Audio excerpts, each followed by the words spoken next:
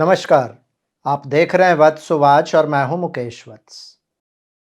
Friends, Rahu का प्रवेश धनिष्ठा नक्षत्र में हो चुका है और धनिष्ठा नक्षत्र में राहु अभी 8 महीने रहेंगे। धनिष्ठा 2 राशियों में विभक्त है, कुंभ और मकर।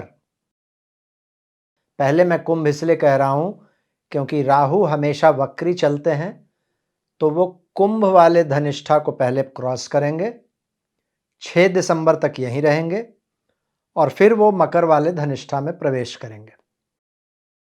आज के इस वीडियो में मैं राहु के धनिष्ठा में प्रवेश का हर नक्षत्र पर क्या प्रभाव पड़ेगा,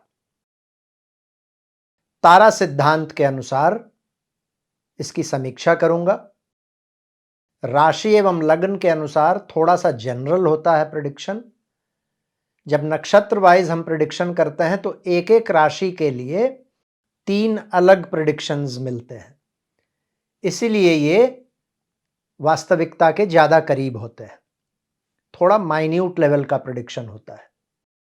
इस प्रेडिक्शन में मैं वेद और जो 6 सेंसिटिव पॉइंट्स होते हैं, कर्म, आधान, सामुदायिक, वैनाशिक, इन चीजों का भी समावेश करूंगा।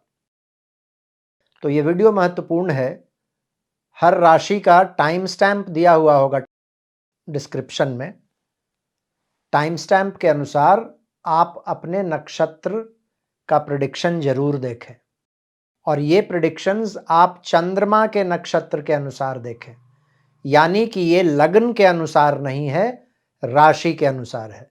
तो आइए हम लोग शुरू करते हैं। शुरू करने से पहले एक आग्रह आप सभी लोगों से होगा। आप लोग यदि मेरे चैनल देखते आए हैं लेकिन अभी तक मेरे चैनल को सब्सक्राइब नहीं किया है तो कर लीजिए, बगल के बेल आइकन को दबा लीजिए ताकि एस्ट्रोलॉजी के जो इम्पॉर्टेंट वीडियोज़ हैं उनके नोटिफिकेशंस आपको समय पर मिल जाया करेंगे। फ्रेंड्स, सबसे पहले मेष राशि की बारी आती है। मेष राशि से देखिएगा तो राहु अभी 11th हाउस से गुजर रहे हैं और चंद्रमा से 11th में राहु का पोजीशन को बहुत अच्छा माना जाता है। लेकिन क्या मेष में पड़ने वाले तीनों ही नक्षत्रों पर राहु के इस ट्रांजिट का एक समान रिजल्ट्स मिलेगा? आइए इसको नक्षत्र वाइज ब्रेकअप करके देखते हैं। मेष में पड़ने वाला सबसे पहला नक्षत्र है अश्विनी नक्षत्र। अश्विनी से यदि काउंट करेंगे तो धनिष्ठा 23वां नक्षत्र होता है, यानी कि आप लोगों के लिए राहु अब प्रत्यारी तारा में जा रहे हैं। फ्रेंड्स, 11th हाउस में राहु नो डाउट अच्छे परिणाम देते हैं। आपको अभी भी अच्छे परिणाम मिलेंगे, इससे पहले तो मिल ही रहे होंगे क्योंकि राहु बहुत अच्छे तारा में थे। लेकिन अब उन परिणामों में थोड़ी सी न्यूनता का अनुभव आप करेंगे। प्रत्यारी का मतलब होता है ऑपोजिशन। 11th हाउस से संबंधित चीजों में पहले सेलिंग जितना स्मूथ था, काम जितना आराम से अपने आप चल रहा था, आमदनी आ रही थी, मल्टीपल सोर्सेज ऑफ इनकम थे, लोगों का सहयोग मिल रहा था, उसमें अब थोड़ी सी कमी आपको फील होगी। और इसके वजह से ऐसा हो सकता है कि पहले मान लीजिए यदि आपकी आमदनी 10 हो रही थी तो अब शायद 8 ही रह जाए, या फिर वर्क प्लेस पर या जहां से भी आपकी आमदनी आती है वहां पर आपको कुछ अड़चनों का अनुभव होगा। नेटवर्क सर्कल्स के लोगों के विरोध का सामना करना पड़ सकता है, मित्रों के विरोध का सामना करना पड़ सकता है, अपने बड़े भाई बहनों के विरोध का सामना करना पड़ सकता है। तो राहु नो डाउट अभी 11th हाउस में है, अच्छे रिजल्ट्स मिलेंगे, लेकिन इससे पहले 8 महीने जितना कंफर्टेबल फील कर रहे थे, मैं राहु की बात कर रहा हूं, शायद उतना कंफर्टेबल अब फील नहीं करेंगे क्योंकि राहु प्रत्यारी तारा में जा रहे हैं। मेष का दूसरा नक्षत्र है फ्रेंड्स भरनी। भरनी से काउंट करेंगे तो धनिष्ठा 22nd नक्षत्र है, यानी कि राहु आप लोगों के लिए क्षेम तारा में जा रहे हैं। लेकिन 22वां नक्षत्र को वैनाशिक तारा भी कहा जाता है। तो नो डाउट 11th में राहु बढ़िया स्टार में है, तो रिजल्ट्स आपको अच्छे मिलेंगे, अवसरों की प्राप्ति होगी, मल्टीपल सोर्सेज ऑफ इनकम बन सकते हैं, इंटरव्यूज वगैरह में सफलता मिल सकती है। लेकिन राहु वैनाशिक तारा में है, इसका ध्यान रखिएगा। इन्वेस्टमेंट्स वगैरह इस समय में करने से पहले कई बार सोच लीजिएगा। वैनाशिक शब्द ही अच्छा नहीं है, विनाश से बना है वैनाशिक, यानी कि कोई ब्लंडर, कोई ऐसा काम आप कर सकते हैं जिसके वजह से आगे आपको परेशानी होगी। तो इसीलिए बढ़िया रिजल्ट्स मिलते रहेंगे, लेकिन अपने आप से कोई ऐसा डिसीजन इम्पल्स में आकर मत ले लीजिएगा। राहु कई बार व्यक्ति को इम्पल्सिव बना देता है, और राहु का याद रखिए 5th पर दृष्टि भी है, तो एक स्पेक्युलेटिव टेंडेंसी दे सकता है। तो कोई ऐसा काम, कोई ऐसा इन्वेस्टमेंट मत कर लीजिएगा जिसमें बाद में दिक्कत हो। कुछ लोगों को इस समय में मित्रों से भी धोखा वगैरह मिल सकता है। दूसरा चीज, किसी को भी या किसी के साथ को, किसी के मदद को फेस वैल्यू पर मत लीजिएगा। किसी भी प्रपोजल को जैसा किसी ने पेश किया वैसा ही उस पर विश्वास मत कर लीजिएगा। फाइनल पॉइंट्स को देखिएगा, अपना होमवर्क कर लीजिएगा, फिर कीजिएगा। 11th में राहु हैं, अच्छे तारा में हैं, अच्छे ही परिणाम देंगे, लेकिन अपने आप से जो डिसीजन लेते हैं उस डिसीजन में थोड़ा सा मॉडरेशन की आवश्यकता होगी। लास्ट नक्षत्र है मेष का फ्रेंड्स, कृतिका। कृतिका का पहला पद मेष में आता है, लास्ट के 3 पद वृषभ में आते हैं। कृतिका से काउंट कीजिएगा तो 21वां नक्षत्र है धनिष्ठा, यानी कि राहु आप लोगों के लिए विपत्त तारा में आ रहे हैं। इससे पहले तक 8 महीने तक राहु के बहुत अच्छे रिजल्ट्स आप लोगों को मिल रहे होंगे। ऐसा मैं क्यों कह रहा हूं? क्योंकि अभी तक राहु आप लोगों के लिए संपत्त तारा में थे, अब आ रहे हैं विपत्त तारा में। संपत्त तारा मतलब 11th के राहु का जो लाभ कहा गया है शास्त्रों में, वो अभी तक आपको मिल रहा होगा। मल्टीपल सोर्सेज ऑफ इनकम होंगे, नए अवसर मिल रहे होंगे, काम बढ़िया चल रहा होगा, लोगों के सहयोग से काम बन रहा होगा, कहीं से कोई दिक्कत नहीं रही होगी। लेकिन अब थोड़ी परेशानियों का अनुभव करना शुरू करेंगे। विपत्त का मतलब विपत्तियां, स्थितियां अनुकूल नहीं रहेंगी। आमदनी के साधनों पर आप देखिएगा दबाव पड़ने लगेगा, काम में थोड़ी सी मंदी आ सकती है, मित्रों का सहयोग कम मिलेगा, बड़े भाई बहनों के साथ कोई परेशानी हो सकती है। तो इन सभी चीज़ों पर ध्यान रखना होगा। अभी भी 11th में राहु हैं, 4 महीने तक लाभ तो मिलेंगे, लेकिन थोड़ा सा आपको सावधान रहना पड़ेगा। जो प्रेग्नेंट महिलाएं हैं उन लोगों को बहुत सावधानी रखनी पड़ेगी। जो लोग भी शेयर मार्केट वगैरह में काम करते हैं, दूसरों का पैसा इन्वेस्ट करते हैं, अपना पैसा इन्वेस्ट करते हैं, they need to be very careful. कोई रेमेडी करना चाहते हैं तो मैंने जस्ट 2 दिन पहले आप लोगों को दिया है रेमेडीज़ का एक अलग से वीडियो, उन रेमेडीज़ को आप फॉलो कीजिए, you will be absolutely fine. वृषभ राशि वालों के लिए राहु का ट्रांजिट 10th हाउस से हो रहा है। 10th में भी राहु को बहुत अच्छा माना जाता है, लेकिन क्या वृषभ में पड़ने वाले तीनों ही नक्षत्रों के लिए राहु का एक समान प्रभाव होगा? आइए इसको नक्षत्र वाइज ब्रेकअप करके देखते हैं। वृषभ का पहला नक्षत्र है कृतिका। कृतिका के लास्ट के 3 पद वृषभ में आते हैं, पहला पद मेष में आता है। कृतिका से काउंट करने पर धनिष्ठा 21st नक्षत्र है, यानी कि राहु विपत्त तारा में जा रहे हैं। राहु नो डाउट अच्छे स्थान पर हैं, ग्रोथ देते हैं काम में यहाँ, और अभी तक मिल भी रहा होगा, क्योंकि 10th हाउस में राहु संपत्त तारा में अभी तक थे। काम बढ़िया चल रहा होगा, अपॉर्चुनिटीज़ मिल रहे होंगे, टारगेट्स पूरे हो रहे होंगे, लोगों की वाहवाही मिल रही होगी। कुछ लोगों को हो सकता है प्रमोशन इंक्रीमेंट भी मिला होगा पिछले 8 महीनों में। लेकिन अब अगला 4 महीना थोड़ा सावधानी से चलने का होगा। सडनली आप देखिएगा वर्क प्लेस पर चीज़ें उतनी अच्छी नहीं चलेंगी जितनी पहले चल रही थी। अपने से नीचे काम करने वाले लोग, अपने साथ काम करने वाले लोग, बॉसेस, सुपीरियर्स, इन लोगों का हो सकता है अच्छा प्रतिसाद आपको ना मिले, काम का प्रेशर बढ़ जाए, टारगेट्स आपके पूरे ना हो, काम के वजह से भाग दौड़ बढ़ सकता है, काम की अधिकता हो सकती है, डेली रूटीन खराब हो सकता है। विपत्त का मतलब ही होता है विपत्तियां। 10th हाउस में विपत्त तारा में राहु मतलब काम से संबंधित विपत्तियां खड़ा करेंगे। सरकारी पक्ष से कोई परेशानी हो सकती है, हो सकता है आपके पिता का स्वास्थ्य खराब हो जाए या पिता के साथ संबंध खराब हो जाए। इन चीज़ों का बहुत ध्यान रखना पड़ेगा। पिछले वीडियो में मैंने कुछ बहुत सरल उपाय बताए हैं राहु के धनिष्ठा नक्षत्र में आने का, उन उपायों को कीजिएगा तो आप बिल्कुल ठीक रहिएगा। वृषभ का दूसरा नक्षत्र है रोहिणी। रोहिणी से काउंट करने पर धनिष्ठा 20वां नक्षत्र है, यानी कि राहु संपत्त तारा में जा रहे हैं। आप लोगों के लिए ये ट्रांजिट बहुत ही बढ़िया ट्रांजिट है, और अगले 4 महीने तक इसका पूरा लाभ आप लोगों को मिलेगा, लेकिन अपॉर्चुनिटीज़ का लाभ उठाना पड़ता है। 10th में राहु जब संपत्ति तारा में जा रहे हैं तो अर्निंग्स को बढ़ाने का अपॉर्चुनिटीज़ आपके सामने आएगा, काम अच्छा चलेगा। कुछ लोग हो सकता है दूसरे तरीके से भी साइड इनकम लोगों का हो सकता है। कुछ लोगों को इस समय में वर्क प्लेस पर रिकॉग्निशन मिल सकता है, प्रमोशन मिल सकता है, इंक्रीमेंट मिल सकता है। जो लोग बिजनेस में हैं उनके बिजनेस का एक्सपेंशन हो सकता है। संपत्ति का मतलब ही है, संपत्ति मतलब फाइनेंशियल वेल बीइंग। तो ये राहु 10th में कैरियर के हाउस में बैठकर आपके काम से संबंधित वेल बीइंग को बढ़ाएंगे। तो ये बहुत ही बढ़िया टाइम है आप लोगों के लिए। वृषभ का लास्ट नक्षत्र है मृगशिरा। मृगशिरा के पहले 2 पद आते हैं वृषभ में, लास्ट के 2 पद आते हैं मिथुन में। मृगशिरा भी मंगल का नक्षत्र है और धनिष्ठा भी मंगल का नक्षत्र है, यानी कि आप लोगों के लिए राहु जन्म तारा में आ रहे हैं और जन्म तारा में भी आधान तारा में आ रहे हैं।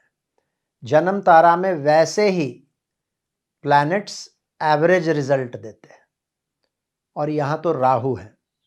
10th हाउस में राहु नो डाउट अच्छे माने जाते हैं, लेकिन तारा का भी कुछ प्रभाव पड़ेगा। आधान तारा जनरली लोगों को अपने स्थान से दूर ले जाता है। एक तो काम में मेहनत थोड़ा बढ़ जाएगा, एवरेज रिजल्ट्स मिलेंगे क्योंकि जन्म तारा में आ रहे हैं राहु, और दूसरा ट्रैवलिंग बढ़ जाएगी काम के वजह से।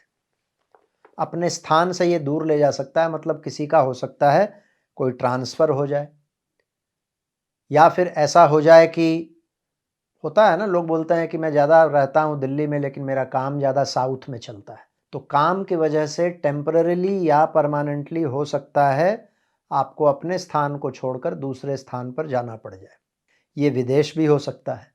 लेकिन चूंकि राहु जन्म तारा में है, इसीलिए कोई भी काम सोच समझकर करना चाहिए। बहुत ज़्यादा ओवर एक्सपेंसिव यदि बनने का प्रयास भी कीजिएगा, जो राहु करवाता है कई बार, रिजल्ट्स आपको बहुत ज़्यादा नहीं मिलेंगे, रिजल्ट्स एवरेज ही रहेंगे। मतलब मेहनत ज़्यादा करना पड़ेगा और उसके अनुपात में रिजल्ट्स नहीं मिलेंगे। वैसे जन्म तारा बुरा नहीं होता है। आप लोग भी यदि कोई रेमेडी करना चाहते हैं तो पिछले वीडियो में मैंने कुछ सरल उपाय बताए हैं, उन उपायों को यदि करेंगे तो बिल्कुल ठीक रहेंगे। तीसरी राशि है मिथुन। मिथुन वालों के लिए राहु का ट्रांजिट आप लोगों के 9th हाउस से हो रहा है। फ्रेंड्स, 9th में राहु को अच्छा नहीं माना जाता। एक चांडाल का धर्म भाव में बैठना किसी भी तरीके से अच्छा नहीं होता है। लेकिन क्या मिथुन के तीनों नक्षत्रों पर राहु का एक जैसा ही प्रभाव होगा? आइए इसको ब्रेकअप करके देखते हैं। मिथुन का सबसे पहला नक्षत्र है मृगशिरा। मृगशिरा के लास्ट के 2 पद मिथुन में आते हैं। मृगशिरा से काउंट करने पर धनिष्ठा 19th नक्षत्र है, यानी कि राहु आप लोगों के लिए जन्म तारा से होकर गुजर रहे हैं और जन्म तारा में भी आधान तारा में। फ्रेंड्स, जन्म तारा कभी भी बहुत बढ़िया रिजल्ट्स नहीं देता, एवरेज रिजल्ट्स देता है। जन्म तारा में जब कोई अच्छा प्लैनेट भी आता है तो बहुत अच्छे परिणाम नहीं देता। जब राहु जैसा क्रूर ग्रह, राहु जैसा पाप ग्रह भाग्य भाव में आधान तारा में बैठ जाए तो व्यक्ति की भाग दौड़ बढ़ा देता है। व्यक्ति को किसी भी वजह से अपने स्थान से दूर जाना पड़ता है। वो शिक्षा के लिए भी हो सकता है, किसी और दूसरे वजह के लिए भी हो सकता है। मृगशिरा वाले वैसे भी बहुत खोजी प्रवृत्ति के होते हैं, तो वो एक जगह से दूसरी जगह वैसे भी ज़्यादा भटकते हैं। इस समय में ये टेंडेंसी और ज़्यादा हो जाएगा। राहु के लिए 9th में होना और वो भी धनिष्ठा में आना मृगशिरा वालों के लिए एक और परेशानी क्रिएट कर सकता है। आप लोगों की देखिएगा ये टेंडेंसी अभी दिखेगी आप लोगों को कि बार बार बिना सोचे समझे आप किसी काम में हाथ डालिएगा और उसके वजह से फ्रस्ट्रेशंस होंगे, और ये जो फ्रस्ट्रेशंस हैं ये आपके पर्सनल जीवन को अफेक्ट करेंगे। इसके वजह से अपने गुरुओं के साथ, अपने पिता के साथ संबंध भी खराब हो सकते हैं, अनावश्यक यात्राएं हो सकती है। तो कुल मिलाकर ये जो समय है एवरेज समय कहा जाएगा। थोड़ा पेशेंटली आप लोगों को रहना चाहिए। कोई रेमेडी यदि करना चाहते हैं तो पिछले वीडियो में मैंने बहुत सरल उपाय बताए हैं, उन उपायों को आप करेंगे तो आप बिल्कुल ठीक रहेंगे। मिथुन का दूसरा नक्षत्र है फ्रेंड्स आर्द्रा। आर्द्रा से जब काउंट करेंगे तो 18वां नक्षत्र होता है धनिष्ठा। यानी कि आप लोगों के लिए राहु अभी अति मित्र तारा में आ रहा है। तो राहु का अति मित्र तारा में 9th में आना ये बुरा नहीं है, लेकिन जो 6 सेंसिटिव पॉइंट्स होते हैं उनमें से एक सेंसिटिव पॉइंट होता है 18th नक्षत्र। चंद्रमा के नक्षत्र से जो 18वां नक्षत्र होता है वो उसको कहते हैं सामुदायिक तारा। तो राहु आप लोगों के लिए सामुदायिक तारा में आ रहा है।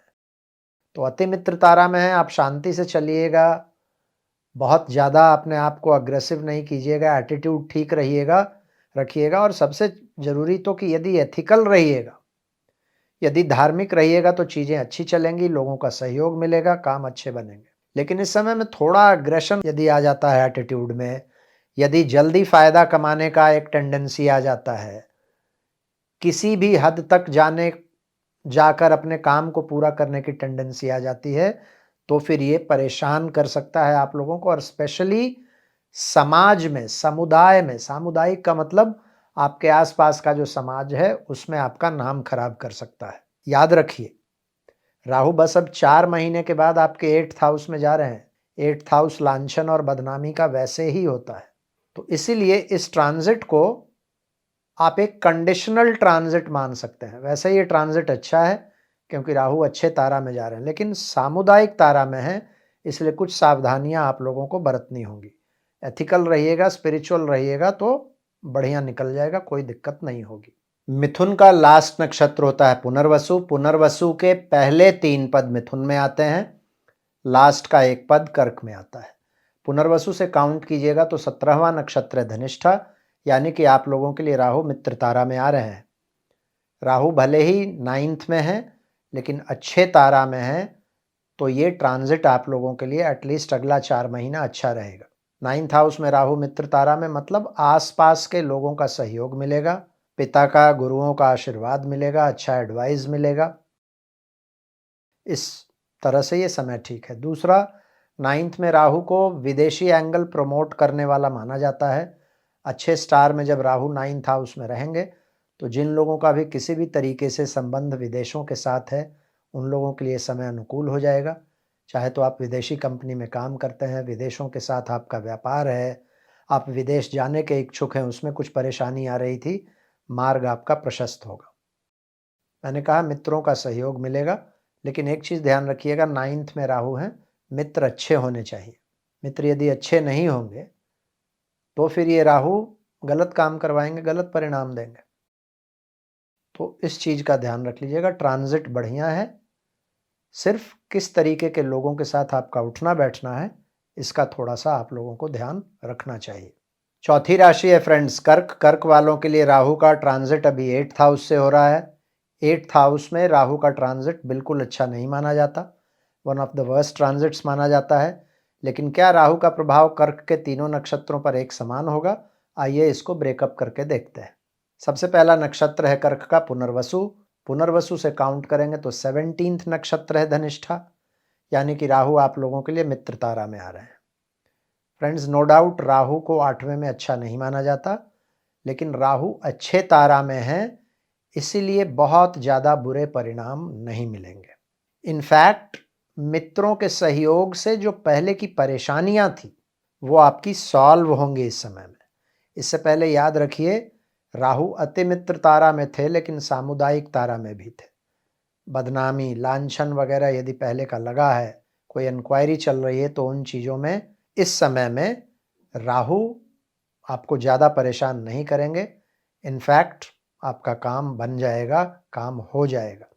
काम बन जाएगा कहने का मतलब कि यदि मान लीजिए आपको कोई हेल्थ प्रॉब्लम है तो इस समय में देखिएगा अच्छे एडवाइज़र्स, डॉक्टर्स, अच्छी दवाएं आपको मिल जाएंगी, अच्छा एडवाइस मिल जाएगा।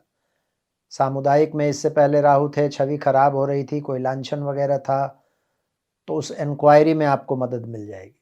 इस तरीके से मैंने कहा कि आपका काम बन जाएगा। तो ट्रांजिट अच्छा ही है। कुछ रेमेडीज़ यदि करना चाहते हैं तो पिछले वीडियो में मैंने कुछ सरल उपाय बताए, उनको आप कीजिए, आप ठीक रहिएगा। कर्क का दूसरा नक्षत्र है फ्रेंड्स पुष्य नक्षत्र। पुष्य से काउंट करेंगे तो धनिष्ठा 16वां नक्षत्र होता है, यानी कि राहु आप लोगों के लिए वध तारा में आ चुके हैं। और 16th नक्षत्र जो होता है वो 6 सेंसिटिव नक्षत्रों में से एक नक्षत्र होता है। इसको संघटिक कहा जाता है। तो एक तो राहु 8वें में, ये बुरा। दूसरा वध तारा में, ये और बुरा। और तीसरा संघटिक तारा में, ये भी अच्छा नहीं है। संघटिक तारा में जब कोई पाप या क्रूर ग्रह आ जाए तो ये शारीरिक और मानसिक दोनों तरह की परेशानी देता है। तो राहु का ये ट्रांजिट यदि सबसे ज्यादा खराब यदि किसी नक्षत्र के लिए है तो मैं 2 नक्षत्र के लिए कहूंगा, पुष्य के लिए और उत्तरा भाद्रपद के लिए। ये दोनों ही शनि के नक्षत्र हैं, लेकिन पुष्य पर पहले बात करते हैं। देखिए 8th में राहु आते हैं तो आपके ऑरा को वैसे ही वीक कर देते हैं। और अब जब वध तारा में आ रहे हैं, संघटिक नक्षत्र में आ रहे हैं, इस समय में आपका ऑरा वीक होगा और बाहरी शक्तियों का, नेगेटिव शक्तियों का, बुरे नज़र का, ब्लैक मैजिक का, इन चीज़ों का प्रभाव ऐसे समय में ज़्यादा होता है। ये मैंने अपने पर्सनल एक्सपीरियंस में देखा है। बहुत सारे लोगों ने जब कंप्लेन किया कि इस समय से मुझे लगता है कि मेरे ऊपर किसी ने कुछ कर दिया, तो मैं देखता हूं कि उस समय में राहु 8वें में थे और संघटिक में थे। 8th में राहु बुरे तारा में इनडिसिसिवनेस अपने चरम पर होगा। मन बिना कोई कारण के भी आशंकित रहेगा। हेल्थ के प्रॉब्लम्स आ सकते हैं, उसमें भी कमर से नीचे का स्वास्थ्य, पाइल्स है, फिस्टुला है, सेक्सुअल परेशानियां हैं, ये सब हो सकती है। इस समय में आपका मेहनत और प्रयास विफल होता है। लोग आपके विरुद्ध षड्यंत्र करते हैं। स्पेक्युलेशन में, गैम्बलिंग में आप पैसा गंवा सकते हैं। तो इन सभी चीज़ों की सावधानी आप लोगों को रखनी होगी। मैंने पिछले वीडियो में कुछ सरल उपाय बताए, उनको तो आप कीजिए ही, साथ ही भगवान काल भैरव का पूजा कीजिए तो आप लोग ठीक रहिएगा। कर्क का लास्ट नक्षत्र है फ्रेंड्स अश्लेषा। अश्लेषा से काउंट करने पर 15th नक्षत्र होता है धनिष्ठा, यानी कि राहु साधक तारा में जा रहे हैं।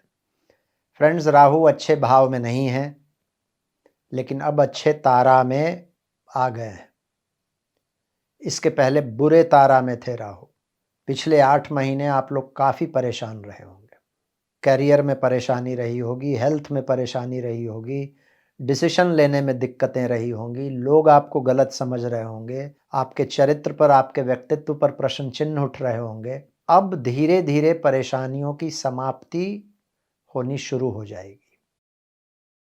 साधक का मतलब होता है आप पहले से जिन चीज़ों के लिए प्रयासरत थे वो चीज़ें अब पूरी होंगी। तो जो भी परेशानियां आपकी थी, आप कोशिश तो कर ही रहे होंगे कि ये ठीक हो जाएं।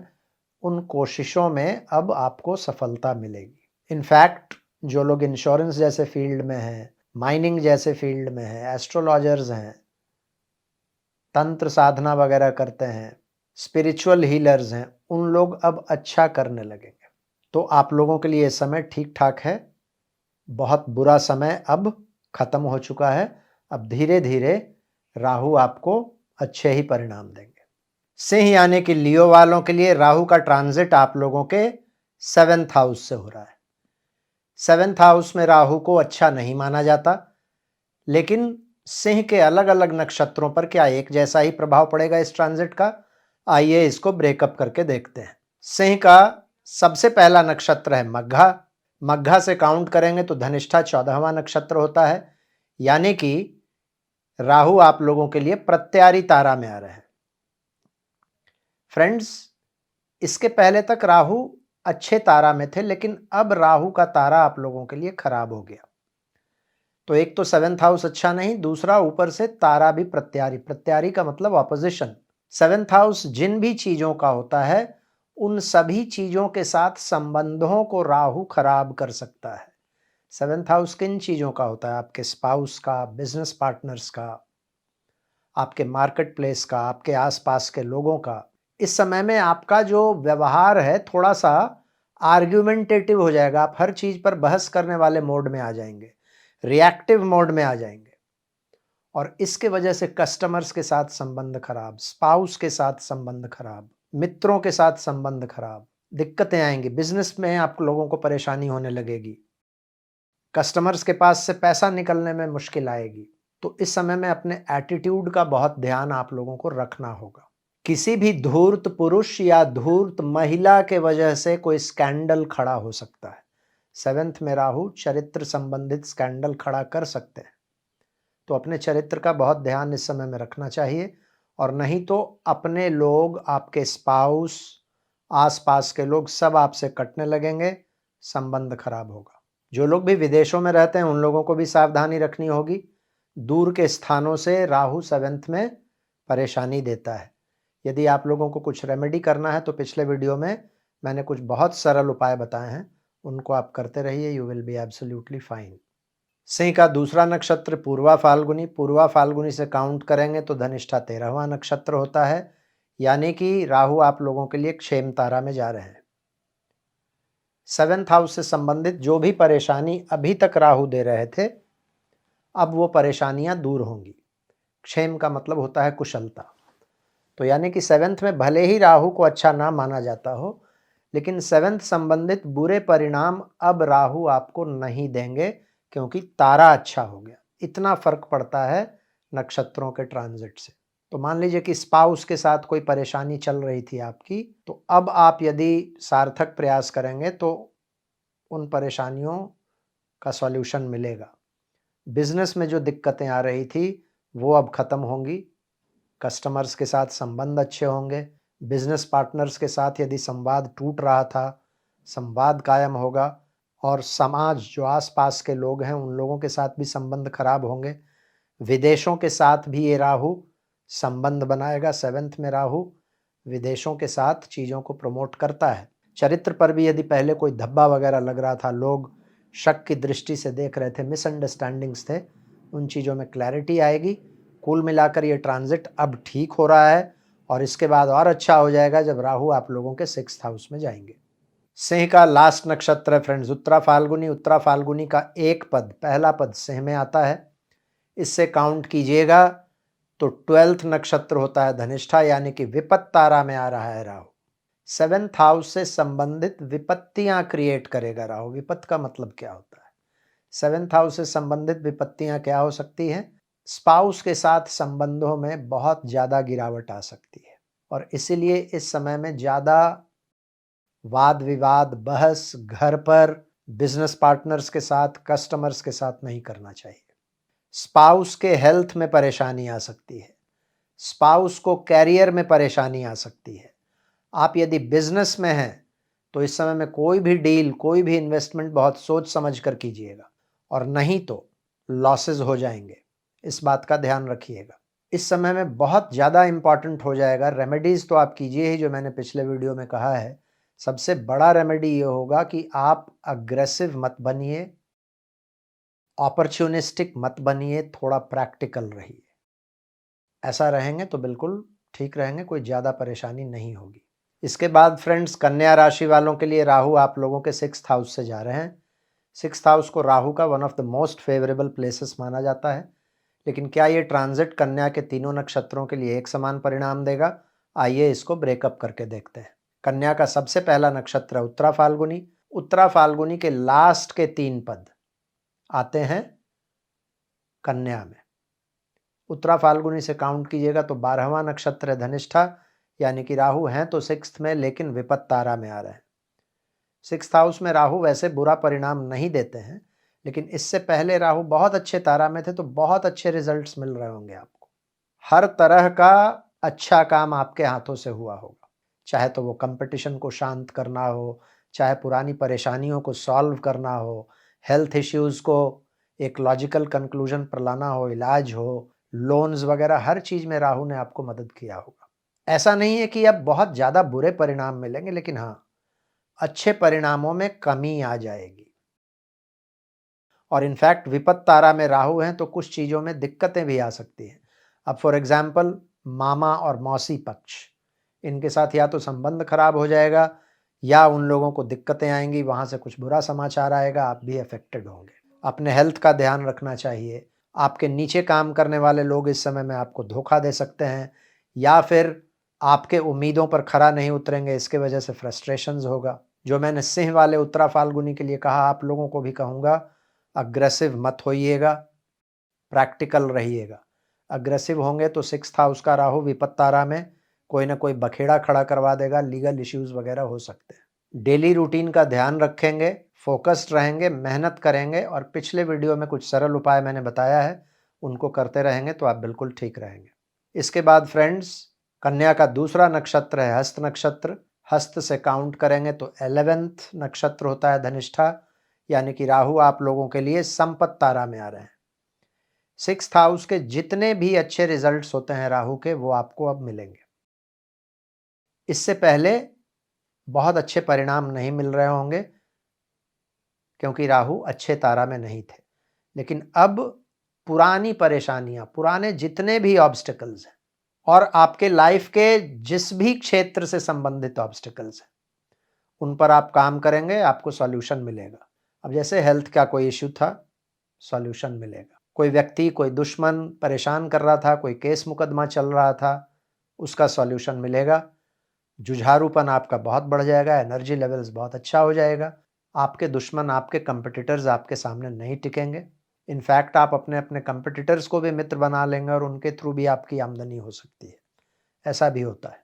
ऑब्वियसली इन चीज़ों में महादशा अंतरदशा का भी रोल होता है, लेकिन हम लोग स्ट्रिक्टली ट्रांजिट के प्रोबेबिलिटीज़ की बात कर रहे हैं, तो ये एक प्रोबेबिलिटी बनता है। कुछ लोगों को नई नौकरी, नए अवसर मिल सकते हैं, इंटरव्यूज़ में सफलता मिल सकती है और इन चीज़ों की वजह से आमदनी में वृद्धि होगी और सुख सुविधा वगैरह के साधन आप खरीदेंगे। कुछ नई चीज़ें खरीद सकते हैं, प्रॉपर्टी वगैरह भी खरीद सकते हैं। कुल मिलाकर ये ट्रांजिट अगले 4 महीने के लिए बहुत अच्छा है। इसके बाद फ्रेंड्स, कन्या का तीसरा नक्षत्र है चित्रा। चित्रा के पहले 2 पद कन्या में आते हैं। चित्रा के लिए 10th नक्षत्र है धनिष्ठा। आप लोगों के लिए जन्म तारा में आ रहे हैं राहु, और जन्म तारा में भी कर्मा सीरीज का पहला नक्षत्र है चित्रा। 6th हाउस के अच्छे परिणाम आपको मिलते रहेंगे और अभी तक मिल भी रहे होंगे। 6th हाउस में राहु बहुत अच्छे होते हैं, लेकिन जन्म तारा का मतलब एवरेज रिजल्ट्स मिलने लगता है। पहले यदि काम आपका बहुत आसानी से अपने आप चल रहा था, बिना कोई मेहनत के सिस्टम ड्रिवन चीज़ें चल रही होंगी, अब आप देखिएगा आपको चीज़ों में हस्तक्षेप करना पड़ेगा, फोकस्ड रहना पड़ेगा, काम पर ज़्यादा ध्यान देना पड़ेगा, चीज़ों को फॉर ग्रांटेड नहीं ले सकते। देखिएगा रूटीन में भी थोड़ी बहुत ऊपर नीचे इसके वजह से होगी। नीचे काम करने वाले लोग ढीला पड़ने लगेंगे, तो इन चीज़ों का ध्यान रखना पड़ेगा। वैसे 6th में राहु है तो बुरा नहीं है, लेकिन हाँ, जन्म तारा और उसमें भी कर्मा सीरीज, कर्म तारा में जब भी कोई प्लैनेट आता है और खास करके कोई पाप ग्रह, कोई क्रूर ग्रह आता है, तो काम में मेहनत की अधिकता बढ़ा देता है। तो पहले आप यदि 10 कर रहे थे और आपको 12 मिल रहा था, तो अब हो सकता है कि आप 10 कर रहे हैं तो आपको 9 ही मिले। इतना फर्क जरूर पड़ जाएगा। यदि रेमेडीज करना चाहते हैं तो पिछले वीडियो में मैंने बहुत सरल उपाय बताए हैं, उनको आप करते रहिएगा तो बिल्कुल ठीक रहिएगा। तुला यानी कि लिब्रा वालों के लिए राहु का ट्रांजिट आपके 5th हाउस से हो रहा है। राहु का ट्रांजिट 5th या किसी भी त्रिकोण भाव से बहुत अच्छा नहीं माना जाता, लेकिन क्या इस ट्रांजिट का असर तुला के तीनों नक्षत्रों पर एक समान पड़ेगा? आइए इसको ब्रेकअप करके देखते हैं। सबसे पहला नक्षत्र है तुला का चित्रा। चित्रा से काउंट करने पर धनिष्ठा 10वां नक्षत्र होता है, यानी कि चित्रा से धनिष्ठा जन्म तारा होता है। जन्म तारा में भी कर्म सीरीज का पहला स्टार। फ्रेंड्स, अभी तक आप लोगों को राहु भले 5th में थे, लेकिन अच्छे तारा में थे, इसलिए अच्छे परिणाम मिल रहे होंगे। लेकिन अब कर्म तारा में राहु आए हैं। कर्म तारा का मतलब ये आपके काम को टारगेट करता है। तो 5th हाउस से संबंधित कोई भी काम आप करते हैं, स्टूडेंट्स को थोड़ी दिक्कत होगी, टीचर्स को, क्रिएटिव फील्ड में काम कर रहे लोगों को, शेयर मार्केट में काम कर रहे लोगों को दिक्कत in the sense average results मिलेंगे। पहले यदि अच्छे रिजल्ट्स मिल रहे थे तो अब एवरेज रिजल्ट्स मिलेंगे। काम पर ज़्यादा फोकस करना पड़ेगा, ज़्यादा मेहनत करेंगे तब जाकर आपको परिणाम मिलेंगे। फोकस और मेहनत दोनों ही बढ़ाना पड़ेगा। और चित्रा वालों को अब एक चीज़ करना पड़ेगा कि एक चीज़ की सावधानी रखनी पड़ेगी कि किसी भी वाइल्ड आइडिया पर बिना सोचे समझे जंप करना या उस पर काम करने लगना, इस टेंडेंसी से आप लोगों को बचना होगा। तुला वाले वैसे तो बैलेंस्ड होते हैं, लेकिन राहु फिफ्थ में आपकी बुद्धि को भ्रष्ट कर सकता है। फिफ्थ क्या होता है? बुद्धि विवेक का हाउस है, और इसमें जब राहु जाता है तो व्यक्ति माया के वशीभूत हो सकता है, तो इसका ध्यान रखिएगा। पिछले वीडियो में मैंने कुछ बहुत सरल उपाय बताए, उन उपायों को भी यदि करेंगे तो आप ठीक रहेंगे। दूसरा नक्षत्र है स्वाति। स्वाति से काउंट करेंगे तो 9th नक्षत्र होता है धनिष्ठा, यानी कि आप लोगों के लिए राहु अब अति मित्र तारा में आ रहे हैं। इसके पहले कहाँ थे? जन्म तारा में थे। और एक और चीज हो रहा था, यदि आपका चंद्रमा स्वाति में थे हैं तो अभी तक राहु आपके चंद्रमा को वेद दे रहे थे, परफोरेट कर रहे थे, चंद्रमा को पंक्चर कर रहे थे, और इसके लिए मेंटल टेंशन्स वगैरह ज़्यादा रहा होगा। अब क्या है, एक तो राहु अच्छे तारा में आ गए, अति मित्र तारा में, और दूसरा वेद समाप्त हो गया, तो दोनों तरीके से ये बढ़िया है। तो फिफ्थ हाउस से संबंधित अच्छे परिणाम आपको मिलेंगे। स्टूडेंट्स अच्छा करेंगे, टीचर्स अच्छा करेंगे, क्रिएटिव फील्ड में काम कर रहे लोग धीरे धीरे अब पहले के बनस्पत अच्छा करने लगेंगे। क्लैरिटी ऑफ थॉट आएगा, चीज़ों में भेद करने की शक्ति, आपकी इंटेलिजेंस, ये सब चीज़ें अब वापस आएंगी, क्योंकि इसके पहले राहु फिफ्थ में थे, चंद्रमा को वेद प्राप्त हो रहा था, तो आप अच्छे ढंग से सोच ही नहीं पा रहे होंगे, चीज़ों को प्लान नहीं कर पा रहे होंगे। वो सब चीज़ें अब ठीक होंगी। जो होता है ना माइंड में क्लाउडीनेस जो था, वो अब क्लियर हो जाएगा। अतिमित्र तारा में है, मतलब बच्चे अच्छा करेंगे, बच्चों का सहयोग मिलेगा। यदि आप किसी प्रेम संबंध में हैं तो वहाँ भी संबंध मधुर हो जाएंगे। कुल मिलाकर अब इस ट्रांजिट का क्वालिटी आप लोगों के लिए अच्छा हो गया है। तुला का तीसरा नक्षत्र है विशाखा। विशाखा से आप काउंट करेंगे तो 8वां नक्षत्र होता है धनिष्ठा, यानी कि आप लोगों के लिए राहु मित्र तारा में जा रहे हैं। लेकिन आप देखिएगा तो विशाखा को धनिष्ठा से वेद प्राप्त होता है। हैं तो अच्छे तारा में राहु, लेकिन चंद्रमा प्रभावित हो रहे हैं राहु से, और चंद्रमा जब राहु से प्रभावित होंगे तो क्या होगा? पावर ऑफ डिस्क्रिमिनेशन, अच्छे और बुरे में भेद करने की शक्ति आपकी, ग्रहण शक्ति आपकी, इंटेलिजेंस आपका थोड़ा प्रभावित होगा। निर्णय लेने में दिक्कतें आएंगी, विद्यार्थियों को परेशानी होगी, टीचर्स को परेशानी होगी, लव अफेयर्स में दिक्कतें आएंगी। इन चीज़ों का आप लोगों को बहुत ध्यान रखना पड़ेगा। जो लोग भी किसी भी तरीके का स्पेक्युलेटिव एक्टिविटी वगैरह में हैं, जैसे शेयर मार्केट वगैरह में काम करते हैं, तो सावधानी ज़्यादा रखनी पड़ेगी। और आपके परिवार के जो सदस्य हैं, जैसे कि आपके बच्चे, आपके स्पाउस, इनको भी कुछ कष्ट हो सकता है, तो इन पर भी ध्यान देना पड़ेगा। पिछले वीडियो में मैंने कुछ सरल उपाय बताए हैं, उनको आप करते रहेंगे तो बिल्कुल ठीक रहेंगे। वृश्चिक राशि के लिए फ्रेंड्स, राहु 4th हाउस से जा रहे हैं। 4th हाउस का ट्रांजिट राहु के लिए अच्छा नहीं माना जाता, लेकिन वृश्चिक के तीनों नक्षत्रों पर इसके अलग अलग परिणाम होंगे। आइए इसको ब्रेकअप करके देखते हैं। वृश्चिक का सबसे पहला नक्षत्र है विशाखा। विशाखा का लास्ट पद वृश्चिक में आता है। विशाखा से काउंट करेंगे तो धनिष्ठा 8th नक्षत्र है।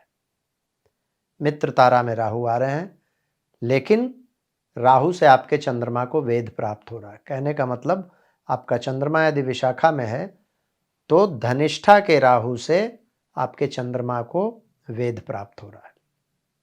क्या होगा? एक तो 4th में राहु अच्छा नहीं, तारा भले ही अच्छा है लेकिन चंद्रमा पीड़ित हो रहा है। चंद्रमा पीड़ित मतलब मन को टेंशन।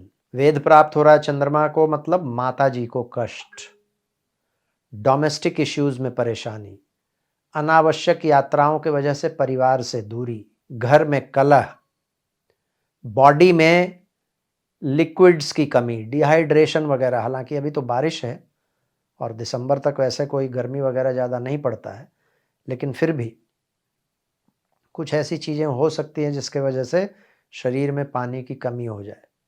तो इन चीज़ों का बहुत ध्यान रखना चाहिए आप लोगों को।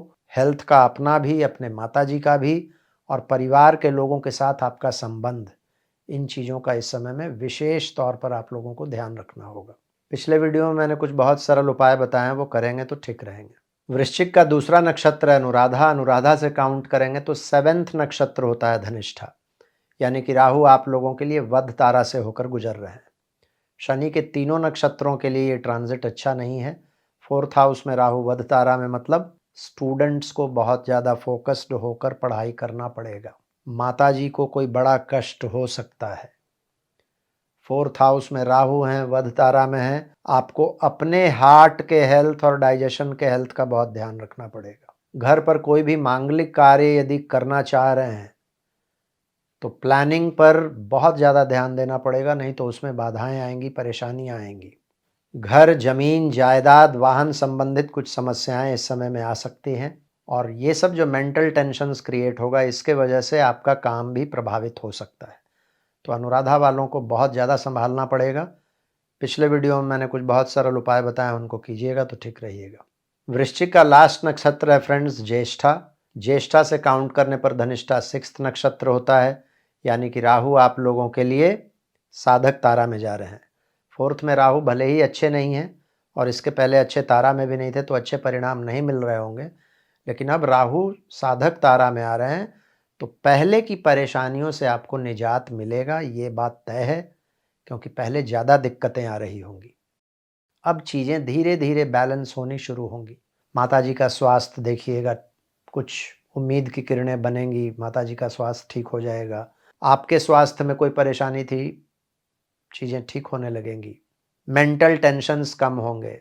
परिवार में एक अच्छे माहौल का निर्माण शुरू हो जाएगा, क्योंकि याद रखिए इसके बाद राहु बहुत अच्छी स्थिति में जाएंगे, 3rd हाउस में जाएंगे, तो उसकी शुरुआत आपको अभी से ही हो जाएगी, उसके आसार अभी से दिखने लगेंगे। तो राहु भले ही 4th में है, लेकिन अब उनका तारा अच्छा हो गया है, तो ये समय अच्छा है। यदि कुंडली में इंडिकेशंस हैं तो कुछ लोग इस समय में विदेश वगैरह भी जा सकते हैं, उसका मार्ग प्रशस्त हो सकता है। कुल मिलाकर ये ट्रांजिट बढ़िया है, इसको एंजॉय कीजिए। धनु राशि वालों के लिए राहु का ट्रांजिट आपके 3rd हाउस से हो रहा है। 3rd हाउस राहु के लिए one of the most favourable positions माना जाता है, लेकिन क्या धनु के तीनों नक्षत्रों पर एक समान प्रभाव ही पड़ेगा? आइए इसको ब्रेकअप करके देखते हैं। धनु का सबसे पहला नक्षत्र है मूल। मूल से काउंट करेंगे तो 5वां नक्षत्र है धनिष्ठा, यानी कि राहु प्रत्यारी तारा में जा रहे हैं। इसमें कोई दो मत नहीं है कि राहु 3rd में अच्छे परिणाम देते हैं। मैं ऐसा बिल्कुल नहीं कह रहा कि अब अच्छे परिणाम नहीं मिलेंगे, लेकिन अब क्या होगा, पहले यदि सभी चीज़ें बहुत अच्छी चल रही थी, अब उसमें आपको बाधाएं फील होने लगेंगी, अड़चनें फील होने लगेंगी। प्रत्यारी का मतलब ही होता है ऑपोजिशन। एनर्जी लेवल्स थोड़ा कम हो जाएगा, आलस आने लगेगा, पहले के प्रोजेक्ट्स में धीमापन आ जाएगा, गुस्सा, चिड़चिड़ापन, फ्रस्ट्रेशंस बढ़ने लगेंगे, लोगों के साथ झगड़ा वगैरह करने के मूड में आ जाइएगा। और ये सब क्यों होगा? राहु 3rd में अग्रेशन देता है। इसके पहले तक आप प्रैक्टिकल थे, अग्रेशन आपका अच्छा काम कर रहा था, अब सडनली आप देखिएगा you will become more emotional, और इमोशंस में जब राहु का अग्रेशन घुसेगा तो फिर क्या होगा? परेशानियां बढ़ेंगी। दूसरी तरफ क्या है, राशि आपका धनु है तो आपका ढैया भी चल रहा है। आप यदि देखिएगा तो गुरु की स्थिति भी अच्छी नहीं है। तो कुल मिलाकर राहु 3rd में है, ये ठीक है, लेकिन तारा अब खराब हो रहा है और दूसरे ग्रहों की स्थिति अच्छी नहीं है। तो थोड़ा हेल्थ का ध्यान दीजिए, प्रैक्टिकल रहिए, एटीट्यूड छोड़िए, शांति से काम कीजिएगा, तो अभी भी 3rd के राहु बुरा परिणाम नहीं देंगे। कुछ रेमेडी करना चाहते हैं तो पिछले वीडियो में मैंने बहुत सरल उपाय बताए हैं, उनको करते रहिएगा तो आप बिल्कुल ठीक रहिएगा। पूर्वाषाढ़ वालों के लिए राहु आप लोगों के 4th नक्षत्र से गुजर रहे हैं, यानी कि राहु क्षेम तारा में जा रहे हैं। 3rd हाउस में राहु बहुत अच्छा, क्षेम तारा बहुत अच्छा। 3rd हाउस के अच्छे परिणाम आपको अगले 4 महीने तक खूब मिलेंगे। एनर्जी लेवल्स अच्छा हो जाएगा, एक फाइटिंग स्पिरिट रहेगा आप में, आलस छोड़ देंगे, मेहनत करने की शक्ति रहेगी, कम्युनिकेशंस आपका प्रखर हो जाएगा, जो आप बोलना चाहेंगे बोल पाएंगे, जिसको ना बोलना है उसको ना बोल पाइएगा, जो काम एक्सेप्ट करना है वो एक्सेप्ट कर पाइएगा, पहले के प्रोजेक्ट्स को कंप्लीट कर पाइएगा, नए प्रोजेक्ट्स को शुरू कर पाइएगा। और इन चीज़ों से क्या होगा? आपकी आमदनी बढ़ेगी, आपका कॉन्फिडेंस बढ़ेगा, लोगों का सहयोग मिलेगा, लोग आपको नोटिस करने लगेंगे। तो राहु का ये ट्रांजिट यदि आपका पूर्वाषाढ़ नक्षत्र है तो बहुत अच्छा ट्रांजिट है आप लोगों के लिए, इसका पूरा लाभ उठाइए। तीसरा नक्षत्र है धनु का उत्तराषाढ़। उत्तराषाढ़ का पहला पद धनु में आता है, लास्ट के 3 पद मकर में आते हैं। उत्तराषाढ़ से यदि काउंट कीजिएगा तो 3rd नक्षत्र है धनिष्ठा। उत्तराषाढ़ के बाद श्रवण, श्रवण के बाद धनिष्ठा। 3rd मतलब विपत्त तारा में जा रहे हैं राहु। तो 3rd हाउस में राहु नो डाउट बहुत अच्छे हैं, लेकिन अब तारा खराब हो रहा है। अब देखिएगा, ऐसा मैं नहीं कह रहा कि राहु के अच्छे परिणाम नहीं मिलेंगे, थर्ड में राहु अच्छे परिणाम देते हैं, लेकिन अब बहुत सारी सावधानियां आपको ऐड करनी होंगी। जैसे हेल्थ की सावधानियां, कंधों में परेशानी हो सकती है, हाथों में परेशानी हो सकती है, रेस्पिरेटरी ट्रैक्ट के प्रॉब्लम्स आ सकते हैं। जो लोग कम्पिटिटिव एग्जाम में बैठने वाले स्टूडेंट्स हैं, फोकस खराब होगा, डिस्ट्रैक्शंस आ जाएंगे। स्पोर्ट्समैन हैं, मीडिया वाले हैं, कम्युनिकेशंस के फील्ड में हैं, कंटेंट क्रिएटर हैं, दिक्कतें आएंगी। सोशल मीडिया वगैरह पर यदि लिखते हैं तो इस समय में बहुत सावधानी रखनी होगी। राहु एक अग्रेसिवनेस और फायरीनेस दे देगा, माया के वशीभूत आकर कुछ लिख दीजिएगा, कुछ बोल दीजिएगा, परेशानी आएंगी। विपत्त का मतलब क्या होता है? विपत्ति, कुछ परेशानियां इसके वजह से आएंगी। थर्ड हाउस में राहु विपत्त तारा में है तो हो सकता है छोटे भाई बहन को कोई दिक्कत हो जाए। कुल मिलाकर ये ट्रांजिट बहुत अच्छा नहीं माना जाएगा। अगले 4 महीने आप लोगों को एटलीस्ट, मैंने पिछले वीडियो में जो रेमेडीज़ बताया है उनको करते रहना चाहिए। वो करते रहेंगे तो बिल्कुल ठीक रहेंगे। मकर यानी कि कैप्रिकॉन वालों के लिए राहु का ट्रांजिट अभी आपके सेकंड हाउस से हो रहा है। सेकंड हाउस जो कि फैमिली का है, स्पीच का है, भोजन का है, धन का है।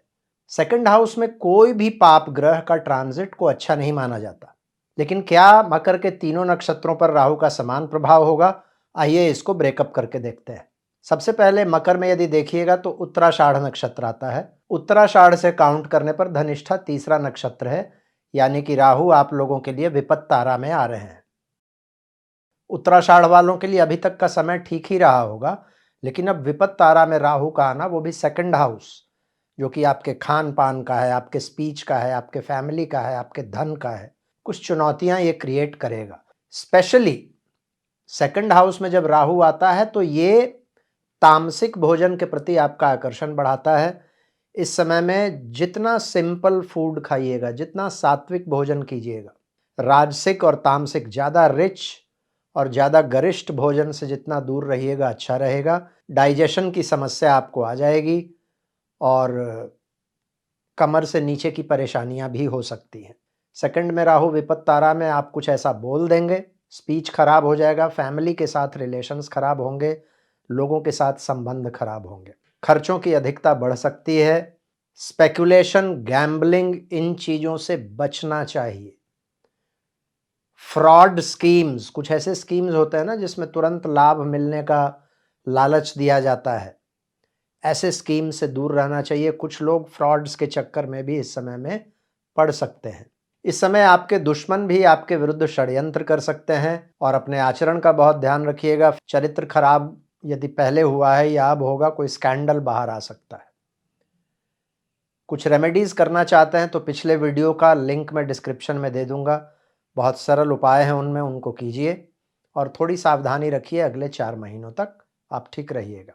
मकर का दूसरा नक्षत्र है श्रवण। श्रवण से काउंट कीजिएगा तो धनिष्ठा नेक्स्ट नक्षत्र है, यानी कि दूसरा नक्षत्र है। आप लोगों के लिए राहु संपत्त तारा में आ रहे हैं। इससे पहले राहु बुरे तारा में थे, सेकंड हाउस में थे। अभी अभी मैंने उत्तराषाढ़ के लिए जो चीज़ें कही हैं वो आप पर लागू हो रही होंगी। समय बिल्कुल ठीक नहीं रहा होगा पिछले 8 महीनों से। अब राहु संपत्त में आ रहे हैं, सेकंड हाउस में, तो मैं ऐसा तो बिल्कुल नहीं कहूँगा कि बहुत अच्छे परिणाम आपको मिलने लगेंगे, लेकिन हाँ, बुरे परिणामों से निजात मिल जाएगा और इनफैक्ट कुछ चीज़ों में फ़ायदा भी होगा। फॉर एग्जाम्पल, फाइनेंशियल लॉसेस यदि हो रहे थे, खर्चे अत्यधिक हो रहे थे, उनको आप इस समय में कम कर पाएंगे। कुछ लोगों के लिए आमदनी के नए सोर्सेज ऐड हो सकते हैं, इसमें कोई दिक्कत वाली बात नहीं है। और ये तब होगा जब यदि महादशा अंतर्दशा भी आपका ठीक चल रहा है। जो लोग भी फैमिली बिजनेस में हैं, आप देख रहे होंगे पहले डिसरप्शंस आ रहे होंगे, अब चीज़ें ठीक चलेंगी। परिवार में कोई मनमुटाव वगैरह था, कोई मिसअंडरस्टैंडिंग्स थी, उसमें भी सुधार आएगा। परिवार के लोगों का किसी का स्वास्थ्य यदि खराब चल रहा था, उसमें भी आप देखिएगा राहत मिलेगा। तो कुल मिलाकर ये जो 4 महीने हैं, अच्छे ही परिणाम मिलेंगे। कुछ रेमेडीज़ करना चाहते हैं तो डिस्क्रिप्शन में मैं पिछले वीडियो का लिंक दे दे रहा हूँ। बहुत ही सरल उपाय मैंने बताए हुए हैं उसमें। उन उपायों को यदि आप करेंगे तो आप बिल्कुल ठीक रहेंगे। मकर का तीसरा नक्षत्र है धनिष्ठा। धनिष्ठा के पहले 2 पद मकर में आते हैं, लास्ट के 2 पद कुंभ में आते हैं।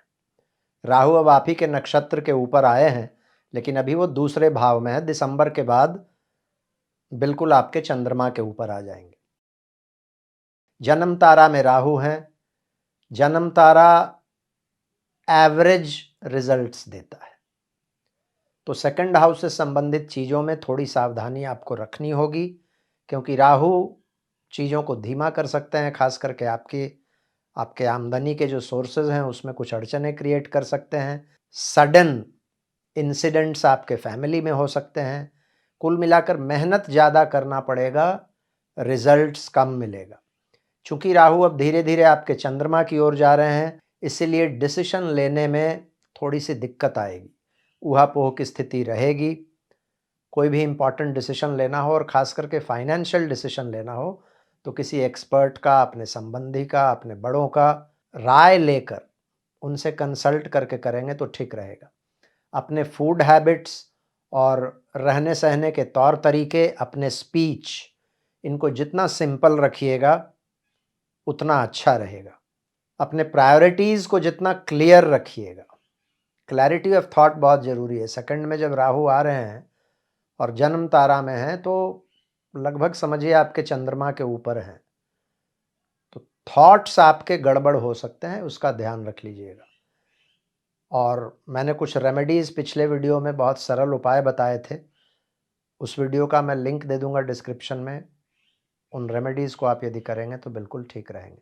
कुंभ यानी कि एक्वेरियस वालों के लिए राहु का ट्रांजिट अभी आपके फर्स्ट हाउस से होकर जा रहा है। अंतिम 4 महीने बचे हैं। फर्स्ट हाउस में राहु मिक्स्ड रिजल्ट्स देते हैं। हालांकि कुंभ को उनकी अपनी ही राशि मानी जाती है, लेकिन क्या राहु के धनिष्ठा में प्रवेश का प्रभाव कुंभ के तीनों नक्षत्रों पर एक समान पड़ेगा? आइए इसको ब्रेकअप करके देखते हैं। कुंभ का सबसे पहला नक्षत्र है धनिष्ठा। धनिष्ठा के लास्ट के 2 पद कुंभ में आते हैं और इसी में अभी राहु का प्रवेश हो रहा है। तो इसका मतलब है कि यदि आपकी कुंभ राशि में धनिष्ठा नक्षत्र है तो राहु आपके चंद्रमा के ऊपर आ रहे हैं, जन्म तारा में है। नेटल प्लैनेट्स पर राहु के ट्रांजिट का क्या प्रभाव होता है, इसका एक पूरा प्लेलिस्ट है मेरे चैनल में, उसमें आपको चंद्रमा वाला वीडियो भी मिल जाएगा।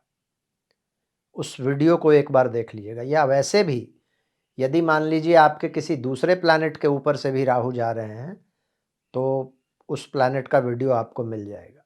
जब भी नेटल चंद्रमा के ऊपर से राहु गुजरेंगे तो क्या होगा? कन्फ्यूजन्स क्रिएट करेंगे। चंद्रमा का मतलब आपका मन। बहुत ज़्यादा अनकंफर्टेबल फील करेंगे और विचारों में स्थिरता नहीं रहेगी। विचारों में भी स्थिरता नहीं रहेगी और इधर से उधर भटकेंगे भी ज़्यादा। ट्रैवलिंग ज़्यादा हो जाएगा और बिना मतलब का ट्रैवलिंग। चंद्रमा पर राहु मतलब आपकी माताजी को कष्ट हो सकता है। महिलाओं को हार्मोनल इश्यूज, यूट्रस के प्रॉब्लम्स हो सकते हैं। डाइजेस्टिव इश्यूज और रेस्पिरेटरी इश्यूज यानी कि श्वास की परेशानी, जिन लोगों को भी दमा वगैरह है उन लोगों को थोड़ा सा सावधानी ज़्यादा रखना पड़ेगा। डाइजेशन का भी बहुत ज़्यादा ध्यान रखना पड़ेगा। यात्राओं में सावधानी रखनी पड़ेगी। इस समय में एक चीज़ से ज़रूर बचना चाहिए, झूठ बोलने से बचना चाहिए। आप हो सकता है अच्छे इंटेंशन से ही किसी चीज़ को मतलब अमिलियोरेट करने के लिए आपने एक झूठ बोला और फिर उस झूठ के लिए आपको बहुत झूठ बोलने पड़ेंगे और बाद में जाके वो एक्सपोज भी हो जाएगा, आपको परेशानी होगी। स्वास्थ्य का भी ध्यान रखना चाहिए। जब राहु चंद्रमा के ऊपर आते हैं तो कुछ ऐसी परेशानी दे देते हैं जिसको डायग्नोस करना मुश्किल हो जाता है। तो कुल मिलाकर ये ट्रांजिट बहुत अच्छा नहीं माना जाएगा आप लोगों के लिए। 4 महीना सावधानी रखनी चाहिए। रेमेडीज़ में पिछले वीडियो में मैंने सरल उपाय बताए हैं। इसके अलावे अभी श्रावण महीना चल रहा है, आप लोगों को भगवान शिव का कोई मंत्र करना चाहिए। ये सब करेंगे तो आप लोग बिल्कुल ठीक रहेंगे। कुंभ का दूसरा नक्षत्र है फ्रेंड्स सतभिषा। सतभिषा से काउंट कीजिएगा तो धनिष्ठा 27वां नक्षत्र होता है, यानी कि राहु आप लोगों के लिए अति मित्र तारा में आ रहे हैं। फ्रेंड्स, मैं ऐसा तो बिल्कुल नहीं कहूँगा कि आपकी सारी परेशानियां दूर हो जाएंगी क्योंकि राहु अब अति मित्र तारा में आ रहे हैं। सच ये है कि राहु अभी भी चंद्रमा के करीब हैं, लेकिन ये भी सच है कि अब चंद्रमा से वो दूर जा रहे हैं और अब जन्म तारा में नहीं है। तो क्या होगा? धीरे धीरे अब चीज़ें खुलने लगेंगी। चंद्रमा के ऊपर राहु थे तो कन्फ्यूजन्स, अनावश्यक भय, डिसीजन लेने में परेशानी, प्लान नहीं कर पाना चीज़ों को, किंकर्तव्य विमूढ़ता या फिर बहुत ज़्यादा मूड स्विंग्स, माताजी को कष्ट, ये सभी चीज़ें रही होंगी। अब इन चीज़ों में सुधार आएगा, क्लैरिटी आएगा थॉट्स में। अच्छे बुरे में भेद करने की जो शक्ति होती है, जो डिस्क्रिमिनेटरी पावर्स होते हैं, वो अब वापस आएगा, इंटेलिजेंस लौटेगा और इसलिए धीरे-धीरे कॉन्फिडेंस भी आपका ठीक होगा, लोगों का सहयोग मिलने लगेगा आपको और आमदनी वगैरह भी ठीक-ठाक रहेगा। स्टूडेंट्स भी अब कॉन्संट्रेट कर पाएँगे अपनी पढ़ाई में। आपके स्पाउस और बच्चों को यदि कोई परेशानी थी, फर्स्ट हाउस में राहु जब जन्म तारा में होते हैं तो कई बार स्पाउस और बच्चों को भी दिक्कत देते हैं क्योंकि 7th और 5th पर दृष्टि होती है। तो इन सभी चीज़ों में सुधार होगा। तो जन्म तारा से अति मित्र तारा में राहु आए हैं तो एक रिलीफ आप लोगों को मिलेगा और चीज़ें ठीक चलेंगी। अगला 4 महीना अच्छा है आप लोगों के लिए। फिर भी यदि कोई रेमेडी करना चाहते हैं तो मेरा पुराना वीडियो देख लीजिए, इसके ठीक पहले वाला, उसका लिंक भी मैं डिस्क्रिप्शन में दे दूंगा। उन रेमेडीज़ को करेंगे तो और भी अच्छा रहेगा। कुंभ का तीसरा नक्षत्र है पूर्वा भाद्रपद। पूर्वा भाद्रपद के पहले 3 पद कुंभ में आते हैं और लास्ट का जो पद है वो मीन में आता है। तो कुंभ वाला यदि आपका पूर्वा भाद्रपद है तो राहु आप लोगों के लिए मित्र तारा से होकर गुजर रहे हैं। 26th नक्षत्र है धनिष्ठा। फर्स्ट हाउस में राहु मित्र तारा में आपको एक तरीके से एक गो गेटर एटीट्यूड देगा। आप थोड़े से एक्सट्रोवर्ट हो जाएंगे, सोशलाइज करेंगे, लोगों से मिलेंगे जुलेंगे और इसलिए लोगों का सहयोग मिलेगा। अच्छे इन्फ्लुएंशियल लोगों के साथ मित्रता होगी, इसलिए भी आपके काम बनेंगे। एक जिसको कहते हैं ना स्ट्रीट स्मार्ट बना देगा आपको राहु। हाजिर जवाबी, बुद्धि का प्रखर होना, ये सब चीज़ें होंगी। लोगों का इसी के वजह से लोगों के आकर्षण के केंद्र रहेंगे और काम आपके बनेंगे। लेकिन इतनी अच्छी बातें मैंने बताई, फिर भी मेरा एडवाइस होगा कि दूसरे ग्रहों का पोजीशन बहुत अच्छा नहीं है। सिर्फ राहु के मित्र तारा में आ जाने से पूरी कुंडली ठीक नहीं हो जाती है। बाकी प्लैनेट्स को भी देखेंगे ना। जुपिटर कहाँ है? अच्छी स्थिति में नहीं है। शनि कहाँ है? अच्छी स्थिति में नहीं है, सेकंड हाउस में है और वो भी आपके स्वामी अगले 4 महीने तक वक्री रहेंगे जब तक राहु मित्र तारा में रहेंगे। मंगल की भी स्थिति बहुत अच्छी नहीं है। मंगल क्यों इंपॉर्टेंट है? क्योंकि मंगल 2 इंपॉर्टेंट हाउसेस का स्वामी है, कैरियर का हाउस और पराक्रम का हाउस। तो बाकी सारे प्लैनेट 7th में आपका केतु है, लग्न में राहु है। थोड़ा कंजर्वेटिव तरीके से ही चलिएगा, बहुत ज़्यादा ओवर एक्सपेंसिव नहीं बनिएगा, रिस्क लेने की यदि प्रवृत्ति नहीं रखिएगा तो ठीक रहिएगा।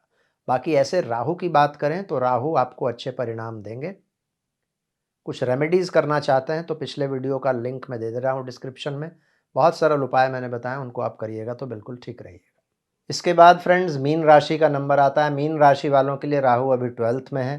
12th में राहु को बहुत अच्छा नहीं माना जाता, लेकिन मीन के तीनों नक्षत्रों पर क्या अलग अलग प्रभाव होगा राहु के इस धनिष्ठा में प्रवास का, इसको ब्रेकअप करके देखते हैं।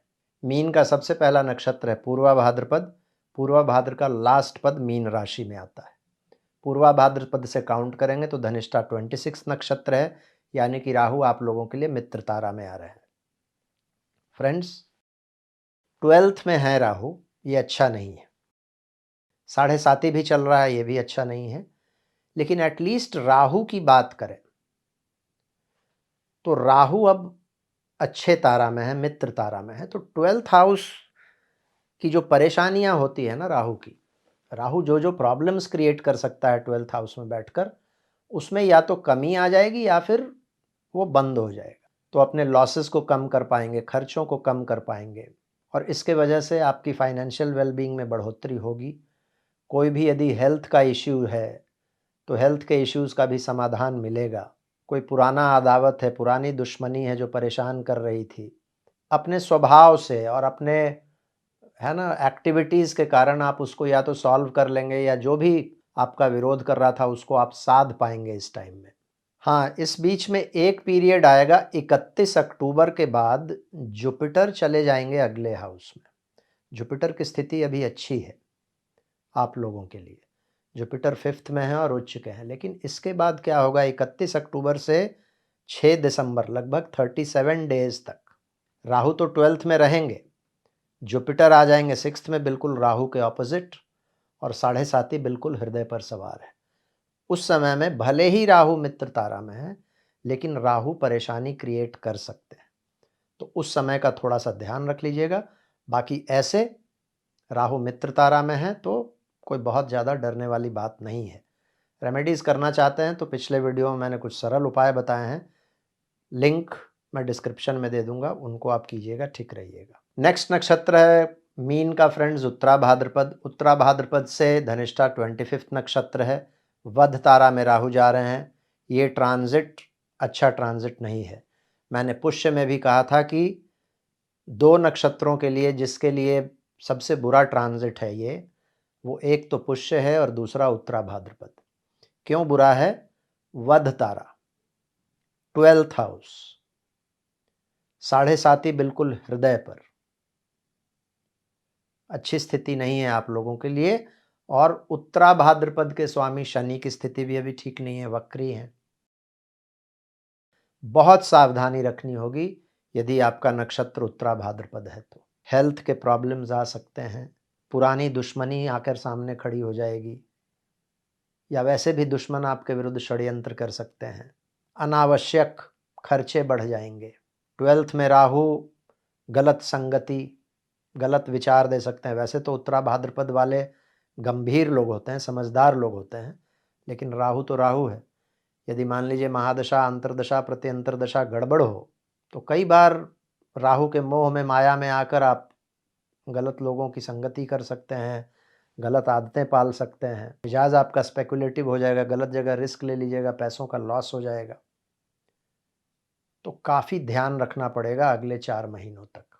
ऐसे में समय में सबसे ज़्यादा दिक्कत क्या होती है कि एक तो डिसीजन लेने की शक्ति कम हो जाती है, दूसरा आप जिस चीज़ को प्लान करते भी हैं कि मुझे ये काम इस तरीके से करना है, मुझे इस रास्ते पर चलना है, वो होता नहीं है। कहते हैं ना, आप निकले कलकत्ता जाने के लिए और पता चला आप पहुंच गए चेन्नई, ऐसे होता है।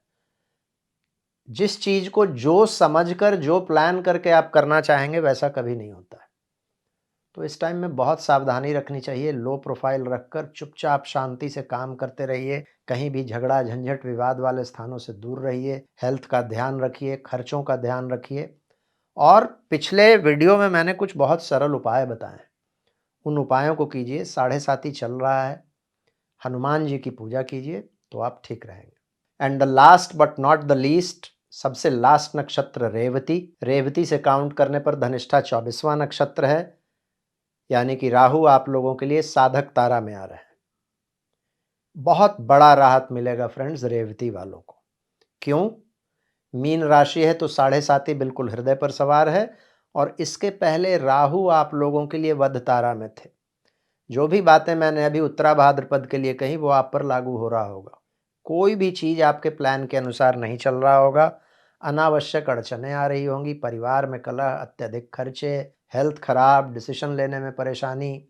अब राहु साधक तारा में आ गए। साधक का मतलब जिन चीज़ों के लिए पहले से प्रयासरत थे, जिस चीज़ की साधना कर रहे थे, वो अब पूरा होगा। तो मान लीजिए आप खर्चों को कम करना चाह रहे थे, हेल्थ ठीक करना चाह रहे थे, परिवार में शांति लाना चाह रहे थे कि काम अच्छा चले, और बहुत प्रयासों के बाद भी जो काम नहीं हो रहा था, अब देखिएगा धीरे धीरे गाड़ी आपकी पटरी पर आएगी और दौड़ने लगेगी। राहु 12th में विदेशों के साथ संबंधों को प्रमोट करते हैं। साधक तारा में राहु हैं तो विदेश जो लोग जाना चाह रहे थे, अच्छा है। विदेशों के साथ कोई बिजनेस चल रहा है आपका, वो अच्छा है। कोई विदेशी कंपनी में काम करते हैं तो ये ट्रांजिट आप लोगों के लिए अच्छा है। और सबसे अच्छा क्या है कि अब 4 महीने के बाद राहु 11th में चले जाएंगे। तो 11th में राहु बहुत अच्छे परिणाम देते हैं, उसकी एक झलक आप लोगों को अभी से दिखनी शुरू हो जाएगी। तो आगे का समय बढ़िया है, ये ट्रांजिट भी बढ़िया है, इसको एंजॉय कीजिए। तो ये था फ्रेंड्स सभी 27 नक्षत्रों के लिए। कई नक्षत्र ऐसे हैं जो अलग अलग राशियों में, आप समझिए तो 36 नक्षत्रों का प्रेडिक्शंस मैंने आप लोगों को दिया। ऐसे वीडियोस को बनाने में बहुत समय लगता है, बहुत तैयारी करनी पड़ती है, और इस बार तो थोड़ा ज़्यादा पसीना निकला क्योंकि मौसम बहुत ख़राब था। कभी लाइट कट हो जाना, कभी कुछ, दुनिया भर के टेंशन्स। लेकिन अंततः ये वीडियो बन गया। मुझे उम्मीद है ये समय पर आप लोगों को मिल जाएगा, या हो सकता है राहु के ट्रांजिट के 1-2 दिन के बाद मिले। वीडियो को लाइक ज़रूर कीजिएगा और भी मित्रों के साथ शेयर कीजिएगा। मैं फिर से कहूँगा, मेरे चैनल को सब्सक्राइब कर लीजिएगा। बहुत रिसर्च करके, बहुत मेहनत करके आप लोगों के लिए वीडियोज़ बनाता हूँ। आज मैं अपनी वाणी को यहीं विराम देना चाहूँगा। फिर से मुलाकात होगी अगले किसी वीडियो में एक नए विषय के साथ। तब तक के लिए बहुत-बहुत धन्यवाद। हर हर महादेव। भारत माता की जय।